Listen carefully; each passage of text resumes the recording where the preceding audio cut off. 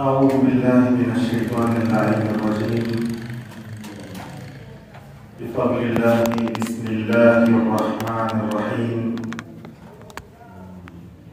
الحمد لله رب العالمين بارئ الخلائق أجمعين، الذي بعد فلا يرى وقرب فشهد النجوى.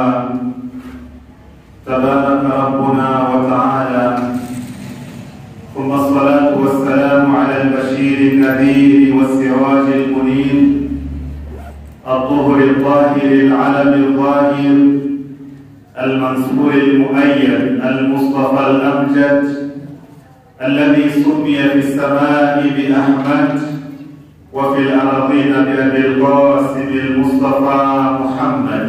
اللهم صل على محمد وآله وعلى أهل بيته الطيبين الطاهرين الهداة المهديين، الذين أذهب الله عنهم الرجس وطهرهم تطهيرا. اللهم صل على محمد وآله وعلى أصحابه الغر الميامين، الذين بذلوا مهجهم دون الإسلام، فجزاهم الله عن الإسلام والمسلمين خيرا. يقول المولى سبحانه وتعالى في كتابه المجيد: أعوذ بالله من الشيطان الرجيم، بسم الله الرحمن الرحيم. يا أيها الذين آمنوا اجتنبوا كثيرا من الظن إن بعض الظن إثم، ولا تجسسوا ولا يغتب بعضكم بعضا، أيحب أحدكم أن يأكل لحم أخيه ميتا فكرهتموه، واتقوا الله إن الله عليم خبير. إخوتي الأعزاء، السلام عليكم ورحمة الله وبركاته. Tukiwa ndani ya mwezi mtukufu wa Rabiul Thani, na leo ni tarehe 3 ya mwezi huu, ambapo ndani ya mwezi huu kuna matukio kadhaa yaliyotokea na ni matukio muhimu. Moja ya matukio muhimu ni istishhadu sayyidatina wa maulatina Fatimatu Zahra alayha salam.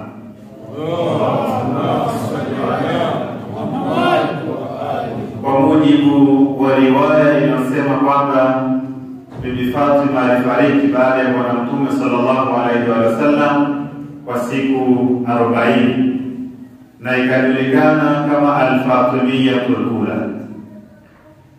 Lakini pia katika matukio muhimu ya mwezi huu pia ni kufa kwa sumu maulatuna Fatimatul Masuma karimatu ahli albayt alayhim assalam.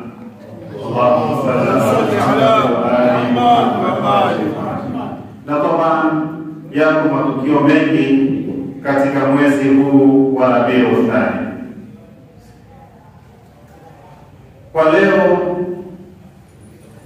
tunapenda kugusia na kuzungumza mada inayosema al-qawaid al-asasiyya fi at-ta'amul al-ijtimai. Al-qawaid al-asasiyya fi at-ta'amul al-ijtimai, misingi muhimu, misingi madhubuti katika kutaamal kijamii, katika maisha ya kijamii. Ili jamii iwe salama, ili jamii iwe imara, basi ni lazima hii misingi tuifuate. Na tukienda kinyume na misingi hii, basi jamii yetu haitakuwa imara wala haitakuwa salama. Tukiangalia ndani ya Qur'ani tukufu, Suratul Hujurat aya ya 12, Mwenyezi Mungu Subhanahu wa Ta'ala anaasisi katika aya hii, anatengeneza katika aya hii misingi muhimu sana katika maisha ya kijamii.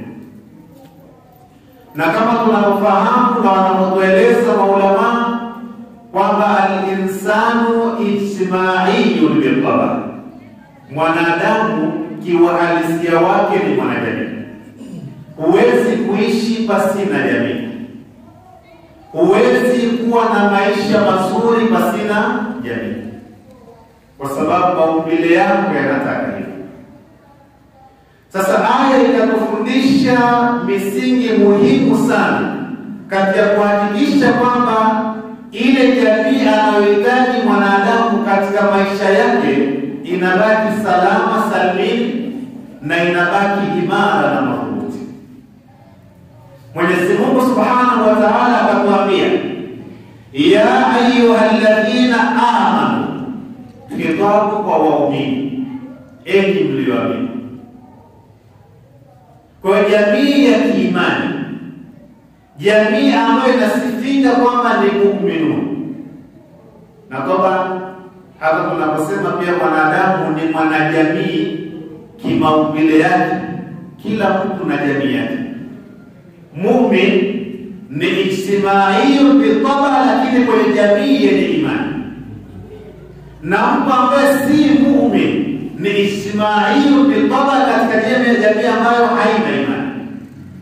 Kiangalia waumini ni jamii moja na waumini wenzao, na wala si na jamii nyingine isiyokuwa waumini.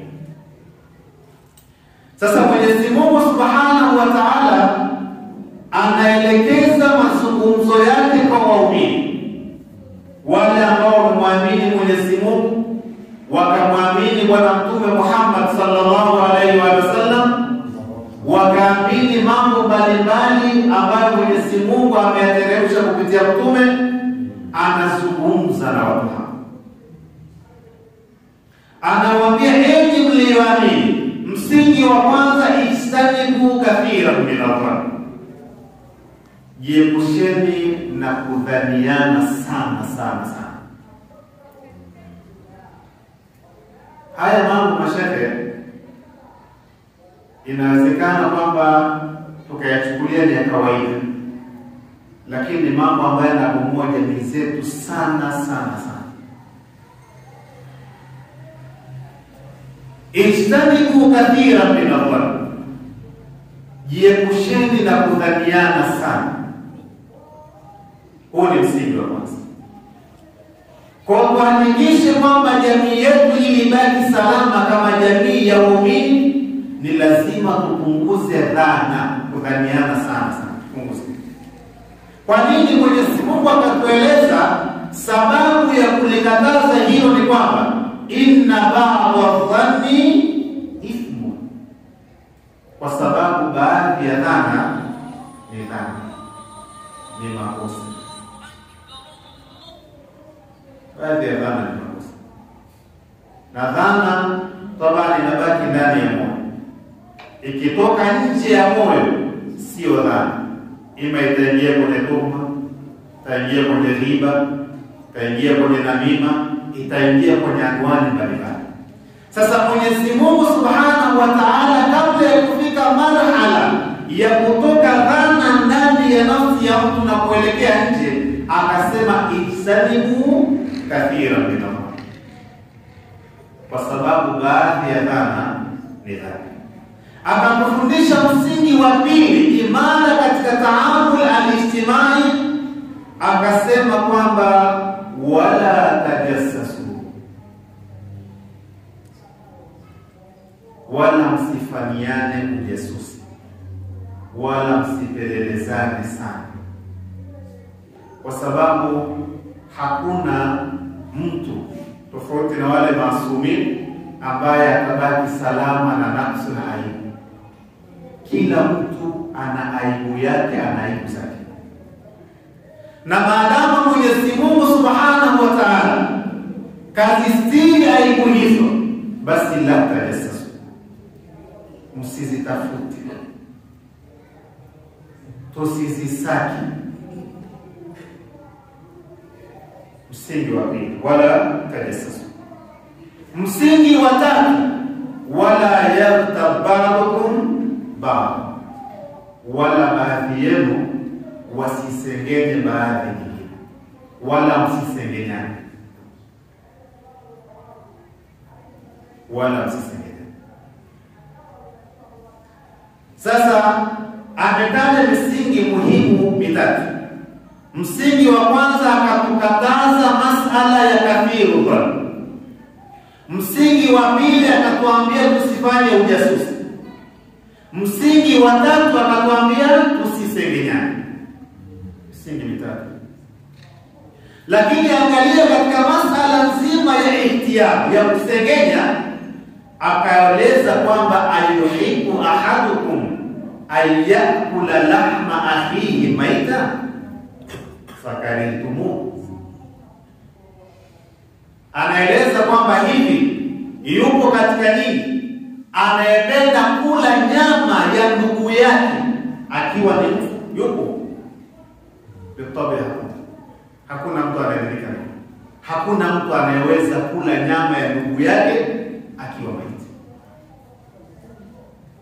Sasa maulama wanaeleza kwamba jumla hii ayuhibbu ahadukum ayyakula lahma akhihi maitan, wanasema kuna ihtimali mbili.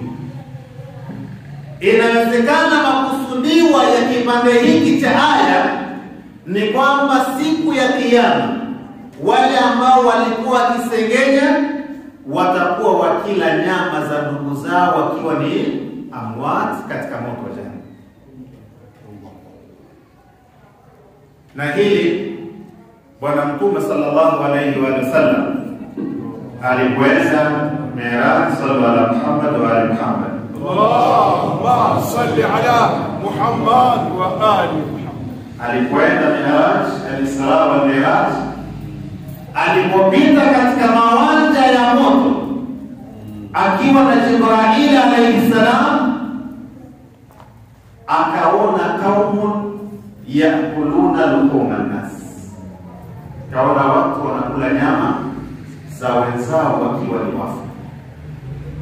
Bwana Mtume anamuuliza Jibril, hawa watu wanafanya nini na kwa nini wanaadhibiwa kwa adhabu? Jibril anamwambia kwamba hawa walikuwa wakisengenya duniani, kwa hivyo adhabu yao. Hii ni ihtimali ya kwanza, kwamba kesho siku ya Kiyama watu watapewa, wale almuhtabuna wanaosengenya watapewa adhabu ya kula nyama za wenzao katika moto wa jahannam. Nastajiru billahi min dhalik. Uko motoni ni adhabu, lakini unaongezewa adhabu nyingine ya kula mita.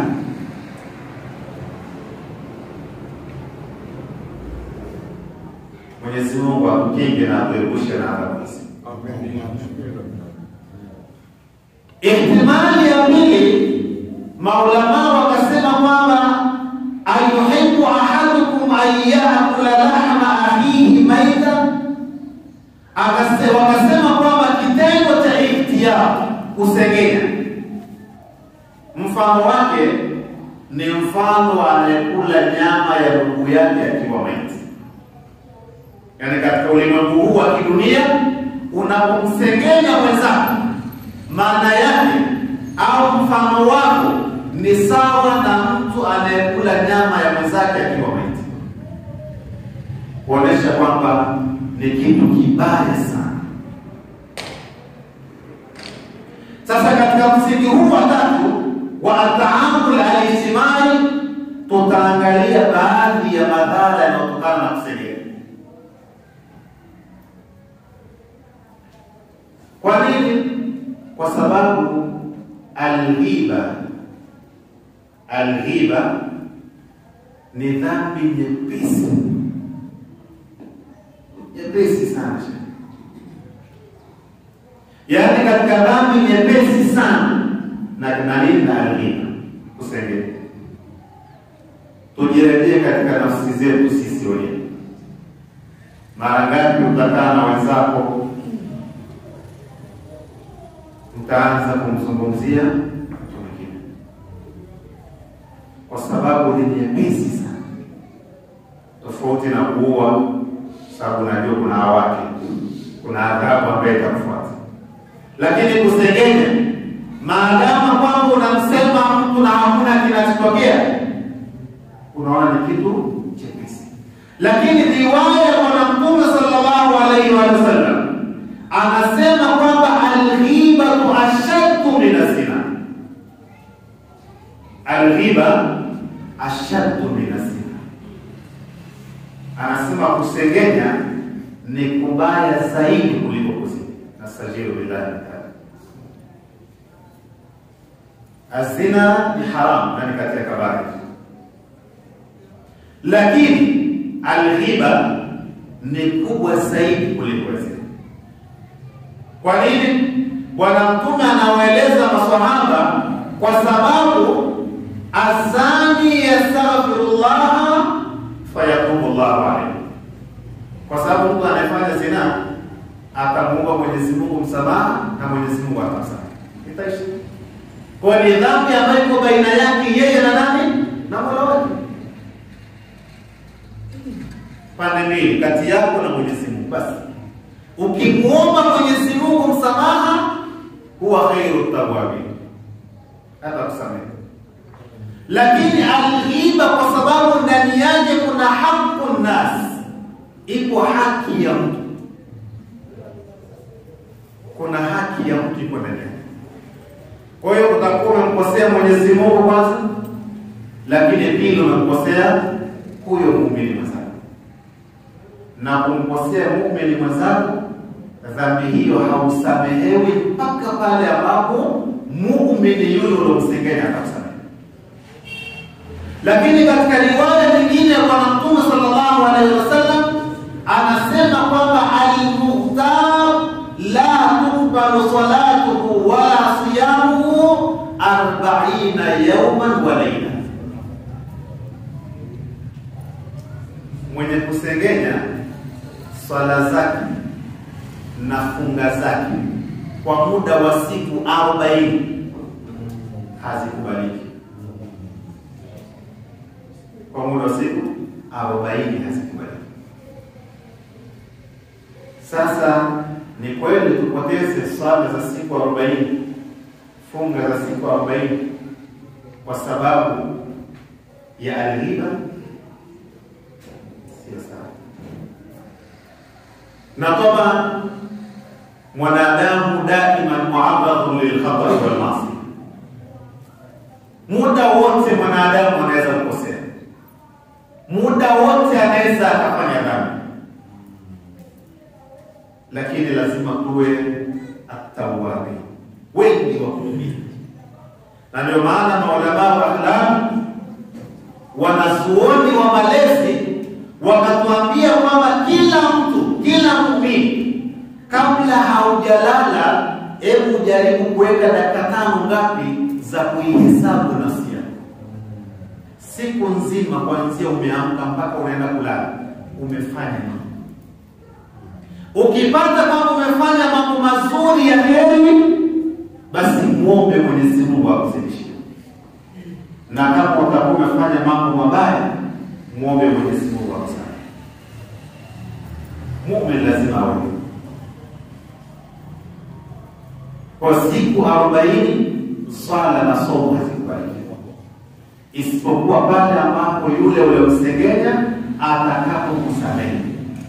Akikusamehe, Mwenyezi Mungu Subhanahu wa Ta'ala naye atakusamehe. Bwana Mtume sallallahu alaihi wasallam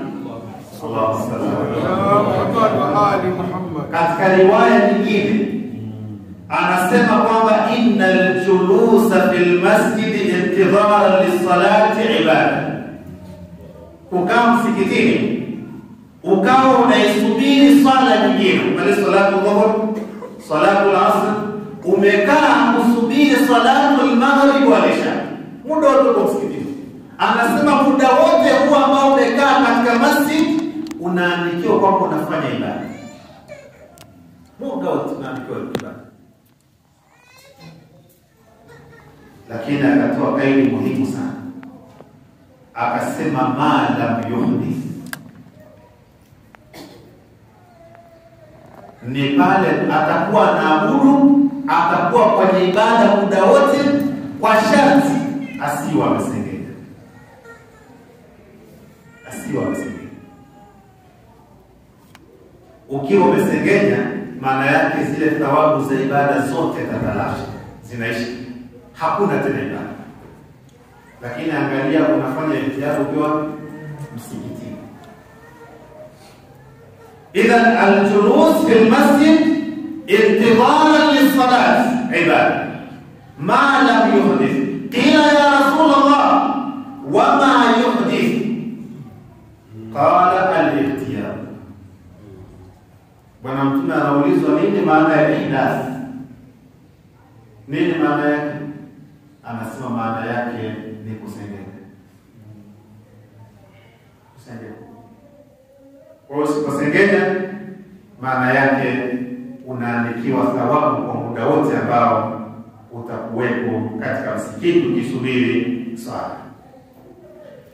Tuangalie hukumu ya al-ghiba.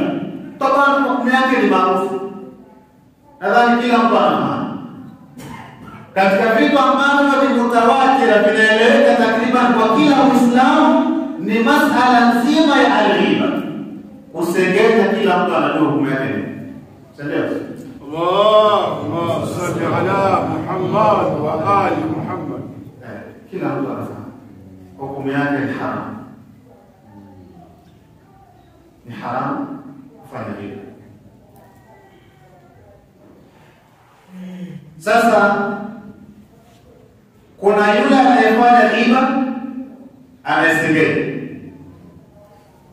Halafu kuna yule ambaye ni mustami, yule anasikiliza ghiba, anasikiliza kusengenya, na ambaye ni nguzo muhimu sana katika kuendelea masala nzima ya kusengenya. Nguzo muhimu sana, kwa sababu mwanadamu mwenye akili hawezi kuwa peke yake kaanza kusengenya. Huko peke yako unaweza kuwa kusengenya, kwa lazima upate mshabiki, sio? Akiwepo mshabiki ndio unaanza sasa kumueleza kuna 1, 2, 3.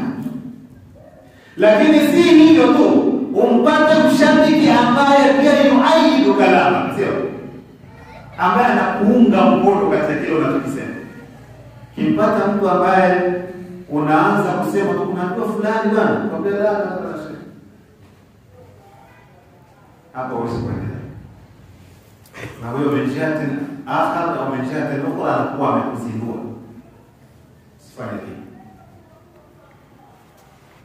Sasa huyo ambaye ni mustami anasikiliza ile riba. Anasikiliza ile riba. Yeye ana dhambi ya kwamba anapewa nafasi ya ahadul muhtabai. Anapata dhambi sawa na yule alifanya riba. Yule alifanya riba ana dhambi zake. Lakini na wewe kwa sababu ya kukaa na kusikiliza riba, pia unapata dhambi zile zile anazopewa yule ambaye alifanya riba. Sasa inabidi kuhakikisha kwamba riba inapotokea, kama huwezi kumwambia, kumkumbusha, basi jitengena.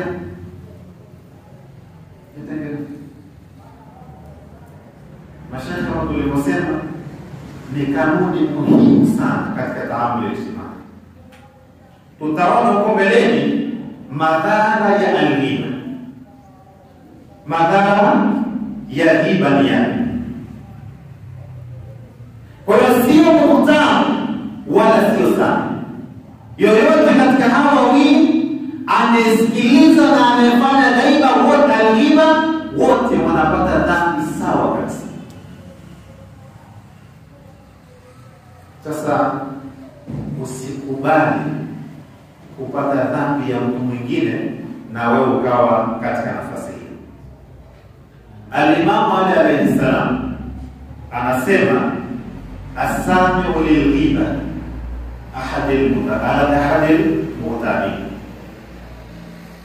Anayesikiliza ghiba, anayesikiliza masengenyo ni mmoja katika watu wawili wa masengenyo, kwa ana nafasi ile ile ya ghiba. Sasa hii ni ghiba kwa maana yake pana, na endapo tutabaki katika marhala hii, maana yake tutapunguza stori nyingi, sio? Lazima zipungue sasa. Kwa sababu stori nyingi lazima kuwa na nini? Na hivyo zikipungua inakuwa maulama wakatupatia baadhi ya njia, wakaeleza kwamba al-ghibatu ala thalathati aqsam. Al-ghiba, kusengenya, tunaweza tukakugawa katika sehemu kuu tatu. Sehemu ya kwanza ni dhikru shakhsi fulani bi'ainihi ma'rufun lana sami. Sehemu ya kwanza ni kumtaja mtu fulani anayejulikana kwa yule unayemweleza. Umekaa na wenzako, unamtaja Zaidun minan nas, ambaye Zaidi huyo wale waliokaa nao wanamfahamu. Unasema Zaid amefanya 1, 2, 3. Mtaja Zaid bi'aini. Hiyo ni sehemu ya kwanza. Na hii ndio utaona kwamba hata ile taarifa na maelezo ya al-ghiba yanaeleweka hapa zaidi, kwa sababu al-ghiba anasema ni nini? Ni dhikru akhaka al-muslim au al-mu'min bima yakrahu. Dhikru akhaka al-muslim au al-mu'min bima yakrahu, ni kumtaja ndugu yako Muislamu au muumini kwa kile kitu ambacho yeye hakipendi.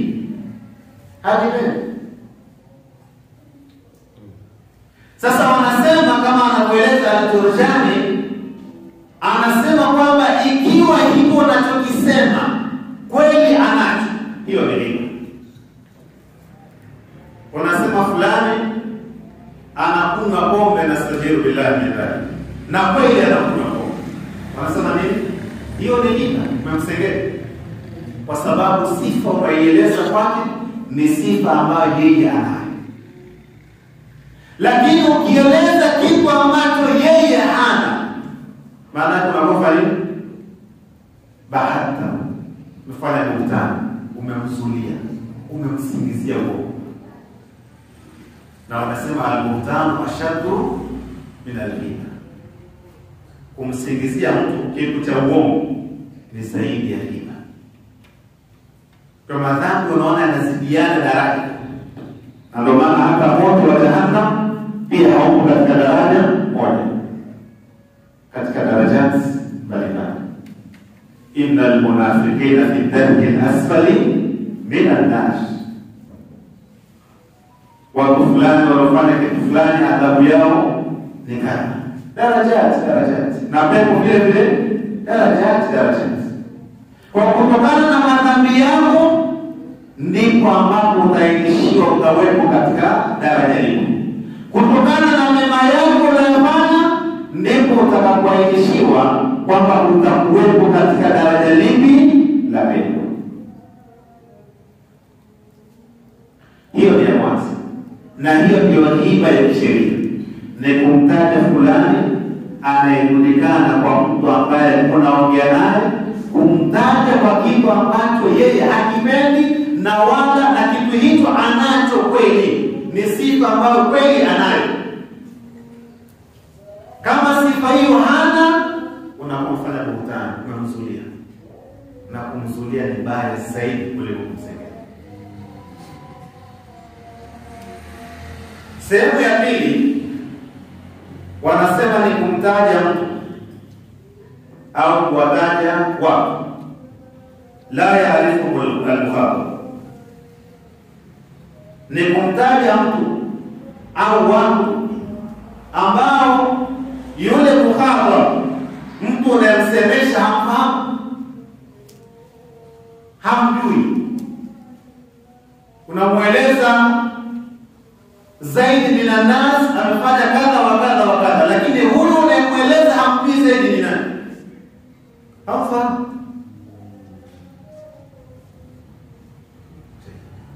Baadhi ya maulama wakasema maadama kwamba huyu hajulikani, huyo Zaid hafahamiki kwa huyo unayemsema, sema hiyo sio hila. Lakini wengine wakasema la, maadama ni kwamba umemtaja ndugu yako muumini kwa kitu ambacho hakipendi, hata kama muhatab hamfahamu, lakini unafanya nini? Umefanya hila. Na sehemu ya tatu wakasema kwamba ni kutaja shakhsi, ni kutaja ashkhas min ghairi muayyan, kutaja mtu au watu ambao si maalum. Umekaa na wenzako unasema jamii fulani inafanya moja mbili tatu, jamii fulani ni nani? Unasema mmoja katika hao watu 10 hapa amekunywa pombe.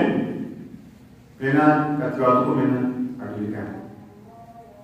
Nasema hiyo haingii katika hilo. Lakini jingine ambalo ni muhimu sana kulifahamu katika masala nzima ya al-ghiba ni kwamba al-mutajahiru bil fisq yajuzu tiyabu.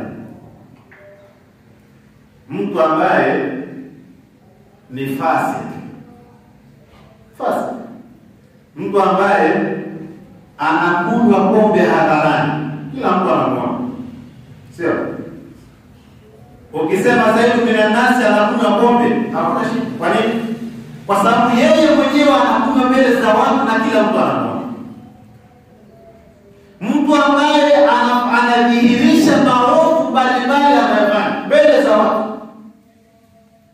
huyo hapo ukimsengenya hakuna nini? Hakuna shida. Aslan anasema haingii katika masala hii. Na wengi kama tutawasema kwa mfumo huu, kwa mlango huu, basi itakuwa tumepona. Lakini mtu ambaye sio mutajahir bil fisq, hadhihirishi maovu yake, Mwenyezi Mungu kastiri maovu yake, wewe ukaanza kutajasas, kumfuatilia ili kuhakikisha kwamba yale maovu yake unayapata na unayasema mbele za watu, ujue unakuwa umefanya nini? Umefanya hila.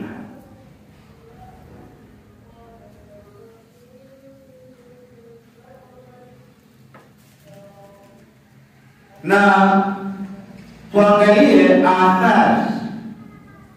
athari mbaya za riba katika jamii. Kama tulivyoeleza mwanzo kwamba aya tuliyosoma katika sura Al-Hujurat aya 12 imetengeneza misingi mikuu mitatu ya maisha ya kijamii. Sema msingi wa kwanza ni kudhaniana heri, kutokudhaniana mabaya mara kwa mara. Msingi wa pili tukasema tusifanye ujasusi, tusifanye tajassus. Msingi wa tatu ni kwamba tusisengenyane, msingi muhimu katika jamii. Sasa madhara ya nini ya riba katika jamii? Ya madhara ya kusengenyana katika jamii,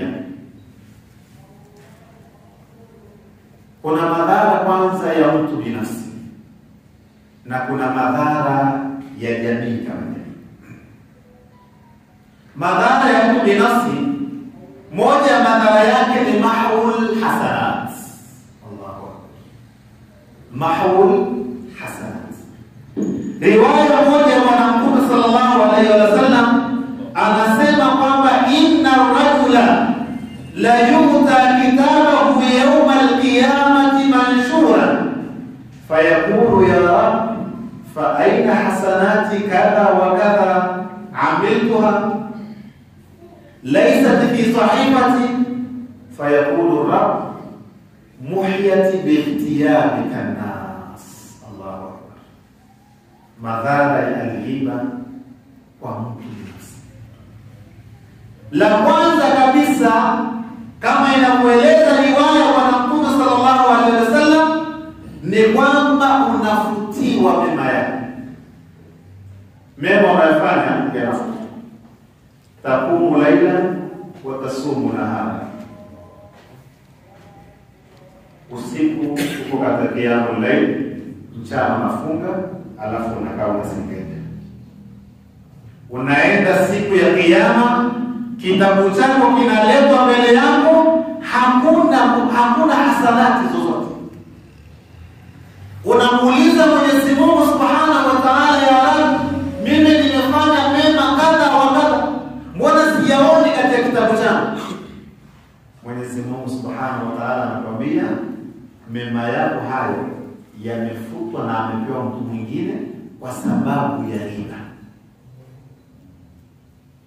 Sababu ya kumsengenya. Lakini baya zaidi ya hilo, kuna muda una hayo mema sasa. Una mema yanachukuliwa na kwa mtu mwingine unamsengenya. Na hata baadhi ya riwaya zinasema inawezekana ukamkuta mtu yeye ametosheka na sala zake tano, hafanyi mambo mengi sana, na wakati mwingine anafanya baadhi ya madhambi, lakini kesho siku ya kiyama ukamkuta katika ahsanil halat, katika hali nzuri sana. Haulizo kwa nini imekuwaje? Kwa sababu ya utajiri aliopata kutokana na matendo ya watu wengine. Mfanya amali nzuri, zimekubalika, zinachukuliwa thawabu zake, anapewa mtu ambaye wala hakutabika. Amekaa kwa nasubiri fulani anisengeni basi.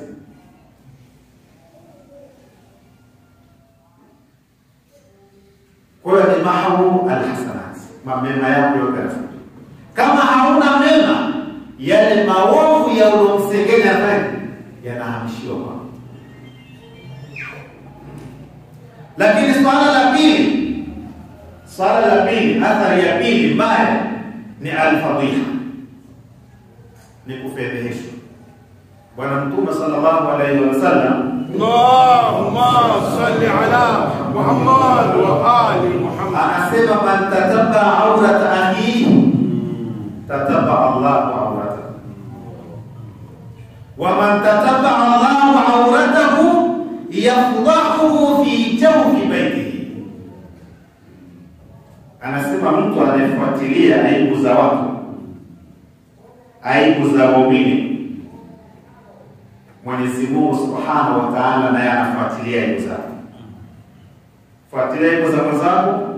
Wewe ni kiumbe mdogo sana ambaye hauna chochote, lakini unafuatilia aibu za mwenzako.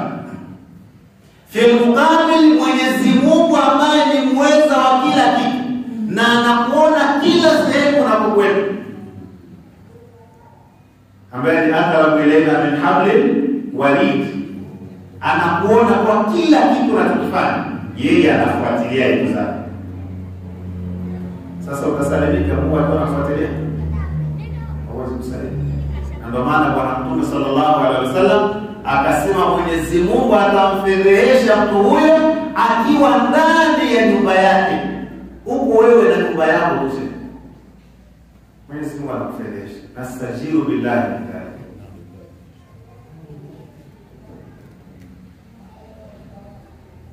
Fedheha za kijamii au athari za kijamii za masala zima ya riba, na hapa itakuwa na mwisho wetu inshallah. Moja athari mbaya sana za kijamii, kwanza inaporomosha ule msingi wa maisha ya kijamii. Tunasema kwamba msingi imara wa kijamii ni kutokusengenyana, wala yatabadukum ba'd. Kwa kusengenyana kunavunja ule msingi imara ambao Mwenyezi Mungu akweleza. Lakini pili, tufahamu kwamba kila mtu rasilimali yake yeye ni shakhsia yake ya kijamii. Kila mtu rasilimali yake ni ile shakhsia yake ambayo anaibeba katika jamii. Jamii inamtambua mtu huyo kama nani, hiyo ndo rasilimali yake, huo ndo mtaji wake. Huo ndo mtaji katika heshima yake. Kwa pale ambapo utajitambulisha katika jamii kama mwanazuoni mkubwa, hiyo ndo rasilimali yako, na watu wote watakuheshimu kwamba wewe ni mwanazuoni mkubwa. Kama utajitambulisha katika jamii wewe ni mcha Mungu mkubwa, hiyo ndo rasilimali yako katika jamii. Watu watakuheshimu ala asasi hata leo. Kama utajitambulisha wewe ni tajiri mkubwa sana, mtu hafifu sana, jamii itakufahamu kwa msingi huo na itakuheshimu kwa msingi huo. Kwa kila mtu ile nafasi yake aliyokuwa nayo katika jamii ndiyo msingi wake wa heshima katika jamii.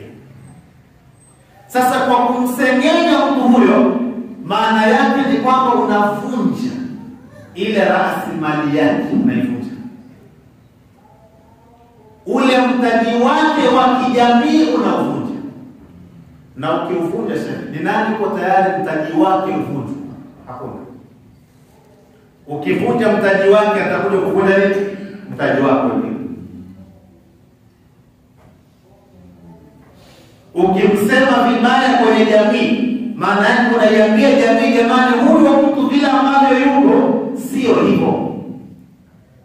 Kwa hiyo anaona na mimi lazima nieleze pia wewe uko vipi katika jamii. Sasa tukishakumaliana hizo sehemu zetu za kijamii, kuna kitu kinabaki katika jamii? Kwa ule msingi ambao Mungu kakuwekea wa kutaamali kijamii, tayari tunakuwa tumeuvunja, na tukiuvunja hakuna jamii tena ambayo itabaki salama. A'udhu billahi minash shaitani rajim. Bismillahir rahmanir rahim. Wal 'asr innal insana lafi khusr illa alladhina amanu wa 'amilus salihati wa tawasaw bil haqqi wa tawasaw bis sabr. Allahumma salli ala Muhammad wa ali Muhammad. Allahumma salli ala Muhammad wa ali Muhammad. Allahumma salli ala Muhammad wa ali Muhammad. Naam. Alhamdulillahi rabbil alamin wa sallallahu ala Muhammadin wa alihi tahirin. Allahumma salli ala Muhammad wa ali Muhammad. Tunatoa matangazo kadhaa. Kwanza, tangazo la kwanza kwamba siku ya Jumapili, leo ni Jumapili, tutakuwa na majlisi fupi inshallah baada ya salatu dhuhur. Kwa inshallah watu wafike, wahudhurie ili tuweze kutabaruku na hiyo majlisi inshallah. Na min jihatin ihyabu amri, na jambo la Ahlul Bait alayhi salam. Kwa kila mtu kwa nafasi yake, popote utakapokuwa, ukiona mida ya dhuhuri inakaribia, basi sogea katika Husainia tukufu ya Imam Ridha uweze kushiriki majlisi hiyo siku ya Jumapili. Lakini tangazo la pili, kuna daurati za Qur'ani zimefanyika kwa siku 4 takriban mfululizo, na jana ilikuwa ni siku ya mwisho zile daurati.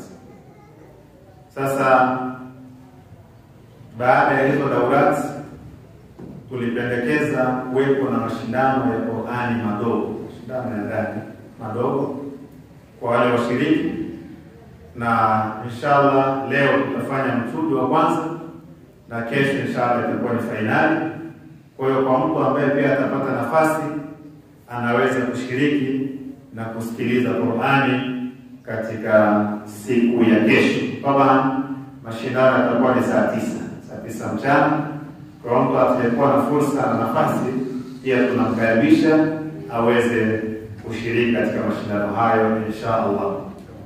Tangazo lingine ni kwamba ratiba yetu ya Qur'ani ambayo tulikuwa tukifanya siku zote hapo baada ya dhuhuri, Inshallah kuanzia siku ya Jumatatu itaendelea, lakini itafanyika kwa mfumo mwingine inshallah. Itakuwa ni mfumo wa kusoma, tutasoma zile safhati ambazo tulikuwa tukisoma, na baada ya usomaji ule tutasoma kama sura al-Fatiha na sura nyingine kuitikia. Kama mtu atahitaji zaidi ya hapo, basi anaweza atafuata mtu binafsi, yani pembeni kule unaweza kumtafuta, na mwisho wa siku kama utahitaji kuelewa zaidi, kufanyia kazi zaidi, basi unaweza kumtafuta na ukapata mafunzo zaidi inshallah. Inna Allaha wa malaikatahu yusalluna 'alan nabiy ya ayyuhalladhina amanu sallu 'alayhi wa sallimu taslima. Allahumma salli 'ala